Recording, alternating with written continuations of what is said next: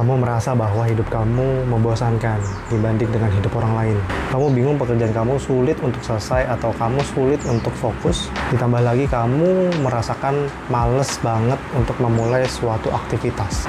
Jika kamu mengalami hal-hal tersebut, simak video ini sampai habis karena kita akan membahas cara mengatasi hal tersebut dengan dopamine detox.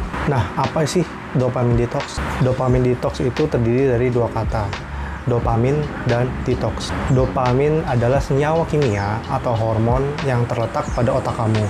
Dopamin memiliki fungsi yang banyak, tapi lebih dikenal akan fungsinya yaitu pengendali emosi manusia. Saat dopamin dikeluarkan dalam jumlah yang banyak pada otak kamu akan merasakan rasa senang atau gembira, lalu juga kamu merasakan kepuasan yang tinggi, lalu kamu juga mempunyai hasrat atau motivasi yang tinggi. Namun pada saat dopamin level rendah pada otak kamu akan merasakan lesu, lemas, lalu juga kamu merasakan bosan atau bad mood. Untuk kata detox, mungkin kamu sering mendengar kata ini saat kamu mencari tips-tips diet. Detox terdiri dari dua kata, yaitu di dan toxic. Secara harfiah, detox berarti menghilangkan atau mengurangi racun di dalam tubuh. Lalu kenapa kita mengalami atau harus menjalani dopamine detox? Apakah dopamin dianggap racun sehingga harus didetoksifikasi? Bukankah justru baik jika kita mempunyai banyak dopamin karena kita mengalami perasaan yang gembira dan selalu termotivasi untuk melakukan sesuatu?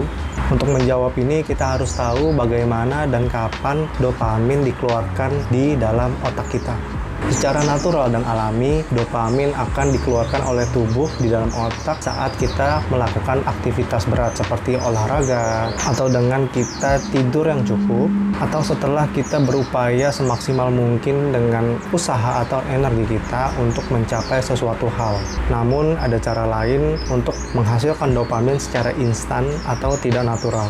Jika kamu joget-joget di TikTok lalu mendapatkan likes atau komentar yang banyak di sosial media, atau larut dalam bermain game kesukaan kamu, melihat atau menonton video public figure atau teman-teman kamu berliburan, atau unboxing barang-barang yang kamu sukai, sampai kamu menonton porno atau melakukan masturbasi.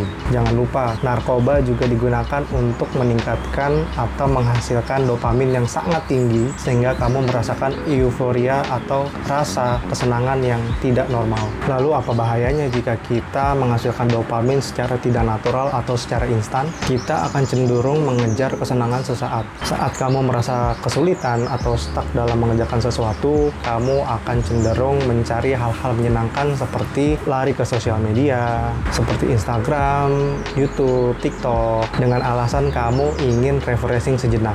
Namun seringkali kamu lupa waktu sehingga deadline untuk pekerjaan kamu semakin menipis. Kamu juga bisa terjebak dalam looping. Looping di sini berarti perulangan yang tiada henti. Saat kamu mengunjungi sosial media didesain untuk secara terus-menerus updates. Kamu akan scroll terus sampai habis, lalu setelah habis kamu akan berpindah ke platform lain. Contohnya, jika kamu menggunakan Instagram, kamu akan scrolling sampai konten terakhir habis, lalu kamu akan mulai bosan. Kamu lalu akan berpindah ke sosial media lainnya seperti TikTok, di mana kamu tahu bahwa TikTok tidak akan kehabisan newsfeed untuk kamu karena algoritmanya telah disesuaikan dengan ketertarikan kamu. Nah, tanpa sadar kamu telah menghabiskan waktu yang sangat banyak sehingga kamu tidak bisa fokus kepada hal-hal yang sebenarnya penting untuk kamu. Secara tidak sadar akan membentuk mental yang tidak gigih.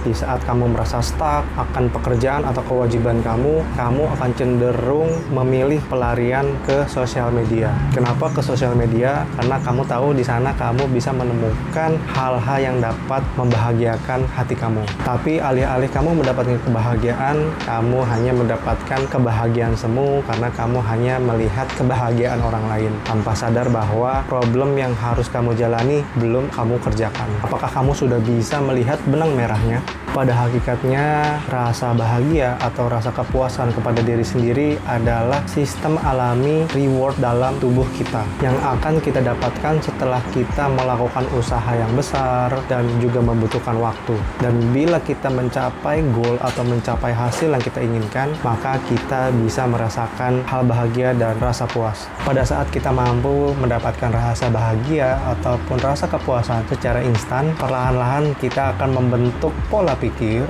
mengapa kita harus berusaha dan menunggu lama untuk mendapatkannya. Kamu akan menjadi pribadi yang cenderung tidak mau mengalami proses atau berusaha, selalu mencari kesuksesan dengan cara-cara yang instan, dan juga kamu suka menunda-nunda pekerjaan kamu. Banyak cara menjalani dopamine detox. Namun pada video kali ini saya akan membahas menjalani dopamine detox menggunakan digital minimalism. Nah, apa sih itu digital minimalism? Saya akan mengambil referensi dari buku karya Cal Newport berjudul Digital Minimalism. Digital minimalism adalah filosofi yang membantu kamu mempertanyakan alat komunikasi digital dan perilaku di sekitar alat-alat ini. Apa yang paling menambah nilai dalam hidup kamu? Hal ini dimotivasi oleh keyakinan bahwa dengan sengaja dan agresif membersihkan gangguan digital bernilai rendah dan mengoptimalkan penggunaan alat yang benar-benar penting dapat meningkatkan hidup kamu secara signifikan. Secara singkat, kita dengan sengaja menghilangkan beberapa aspek dari perangkat teknologi kita guna lebih fokus ke nilai-nilai hidup yang ada di sekitar atau diri kita. Ada 3 prinsip yang harus kita ingat dalam menjalani digital minimalism. Pertama, digital minimalis sadar bahwa jika banyak waktu dan perhatian mereka hilang akibat terlalu banyak perangkat, aplikasi, dan layanan menciptakan dampak negatif. Yang kedua, digital minimalis memikirkan dengan hati-hati tentang bagaimana mereka akan menggunakan teknologi yang akan mereka gunakan. Yang ketiga, digital minimalis sadar dengan menjalaninya maka nilai hidupnya akan lebih baik. Nah, lalu bagaimana cara kita memulai menjalani digital minimalism? Berikut adalah langkah-langkah kecil yang bisa kamu mulai lakukan. Kamu bisa memulai dengan mematikan notifikasi pada aplikasi-aplikasi yang ada di handphone kamu. Cara tercepatnya adalah jika kamu membutuhkan fokus yang cepat, kamu bisa menggunakan Do Not Disturb Mode. Atau jika smartphone kamu tidak mempunyai Do Not Disturb Mode, kamu bisa menyalakan Aeroplane Mode. Audit aplikasi kamu secara berkala. Jika kamu mempunyai aplikasi yang telah tidak kamu gunakan selama lebih dari 1 atau hingga 2 bulan, kamu bisa asumsikan bahwa aplikasi tersebut tidak membawa nilai yang berguna bagi diri kamu. Audit juga sosial media kamu. Apakah kamu pernah mendengar bahwa kamu adalah 5 orang terdekat kamu? Jika akun sosial media kamu dipenuhi dengan akun gosip atau teman yang gemar bergosip, jangan heran jika kamu menjadi pribadi yang suka bergosip. Jika kamu telah melakukan 3 hal tadi, kamu bisa masuk ke tahap selanjutnya. Tahap selanjutnya adalah tenang. Saya tahu apa yang sedang kalian pikirkan sekarang.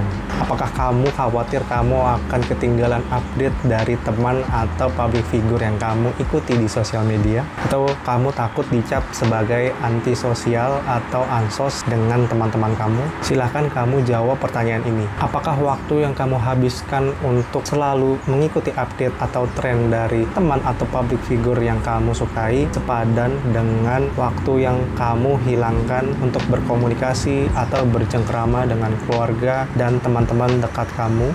Jika kamu belum siap untuk menghapus sosial media kamu bisa melakukan puasa sosial media. Caranya adalah kamu menghapus aplikasi sosial media kamu untuk beberapa hari, lalu kamu tentukan kapan dan berapa lama kamu akan install ulang kembali dan menggunakannya. Jangan lupa setelah waktunya habis, kamu harus hapus kembali aplikasi sosial media kamu. Saat menjalani digital minimalism, kamu perlahan telah menjalani dopamine detox dengan mengganti kebiasaan lama kamu dengan kebiasaan baru sebagai berikut. Jika kamu merasa bosan atau stuck dalam pekerjaan kamu, alih-alih kamu lari ke sosial media, kamu bisa berhenti sejenak kegiatan kamu untuk bermeditasi, berolahraga, ataupun membuat secangkir kopi atau teh dan mendengarkan lagu kesukaan kamu agar menenangkan emosi atau pikiran kamu. Jika kamu takut tertinggal update dari teman-teman kamu, daripada kamu hanya melihat galeri sosial media mereka, kamu bisa menelpon mereka langsung. Dengan terjalinnya komunikasi dua arah antara kamu dan temanmu, kamu dan temanmu akan merasa lebih dihargai. Terakhir, kamu bisa mengganti killing time di dunia maya dengan quality time dengan diri kamu sendiri ataupun dengan keluarga kamu di dunia nyata. Jika kamu menyukai topik minimalism dan pengembangan diri, kamu bisa subscribe ke channel ini karena kita akan belajar bersama di channel ini. Kamu bisa like video ini jika bermanfaat bagi kamu dan dislike saja jika kamu merasa tidak menyukai video ini. Akhir kata, stay healthy, happy people. Sampai ketemu lagi.